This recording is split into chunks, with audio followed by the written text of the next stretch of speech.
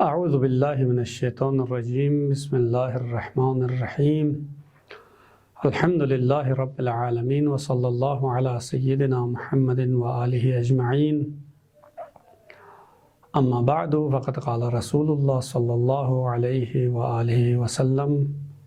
الحسن والحسین سیدہ شباب اہل الجنہ۔ امام حسن مجتبیٰ علیہ السلام کے حوالے سے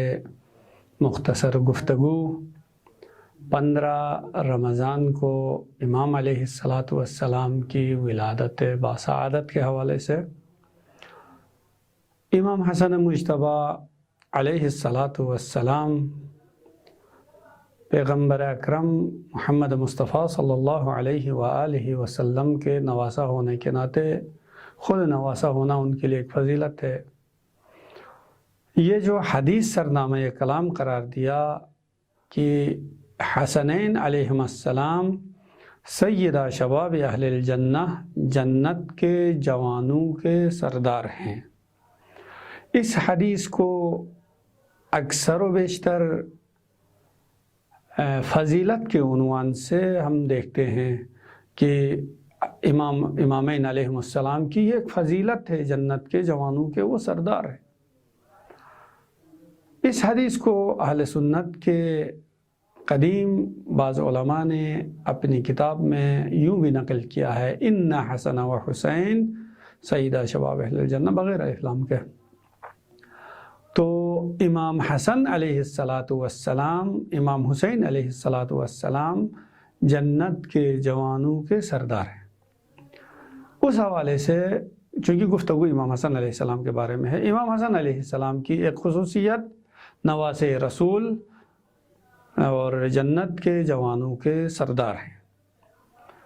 اس حدیث کو فضیلت سے ہٹ کر کلامی اعتبار سے بھی اس کے اوپر بررسی ہونی چاہیے۔ یہ صرف فضیلت بیان نہیں کر رہی ہے بلکہ یہ حدیث عقیدے کے اوپر بھی دلالت کرتی ہے۔ وہ شخص جس کے بارے میں یہ سند دی جاتی ہے کہ جنت کے جوانوں کے سردار ہیں، تو یقیناً یہ پوری زندگی میں حق پر رہا ہوگا۔ یہ شخص زندگی کے آخری مرحلے تک، موت آنے تک حق پہ رہا ہوگا اور حق کے ساتھ رہا ہوگا۔ یہ ممکن نہیں ہے ایک انسان دنیا میں حق پہ نہ ہو اور قیامت میں کل اللہ تعالیٰ اسے جنت کے جوانوں کا سردار بنائے، یہ ناممکن ہے۔ بس اس حدیث کے ذریعے سے ہم اس بات کو بھی ثابت کر سکتے ہیں، امامین علیہم السلام کی فضیلت اپنی جگہ پر، فضیلت کے ساتھ ساتھ امام حسن علیہ السلام کے مقابلے میں جتنے بھی آئے ہیں، امام حسن حق پہ تھے یا وہ لوگ حق پہ تھے۔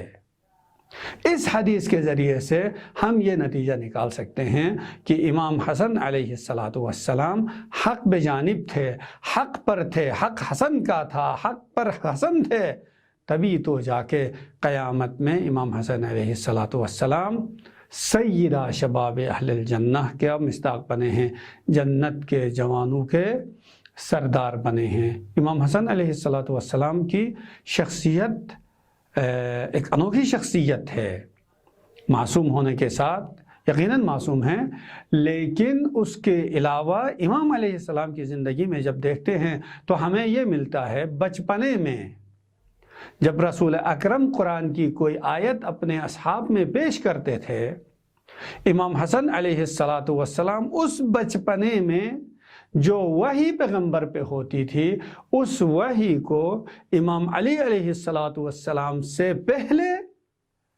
گھر آ کے اپنی مادر گرامی فاطمہ زہرا سلام اللہ علیہا کو بیان کرتے تھے اور فرماتے تھے کہ آج نانا کے اوپر یہ آیت نازل ہوئی، یہ آیت نازل ہوئی، آج نانا نے مسجد میں یہ کہا، یہ کہا۔ یہ تمام کے تمام امام حسن علیہ السلام کے بچپنے سے ہی ان کی عظمت کے اوپر دلالت کرتی ہیں۔ تو بس اس مختصر گفتگو میں امام حسن علیہ الصلاۃ والسلام کے بارے میں یہ روایت کہ سیدہ شباب اہل الجنہ ہیں، اس حدیث کو صرف فضیلت کے اوپر آپ مبتنی نہ رکھیں، بلکہ امام کی فضیلت کے ساتھ ساتھ ایک عقیدے کے پہلو پر بھی دلالت کرتی ہے۔ وہ دلالت یہ ہے کہ امام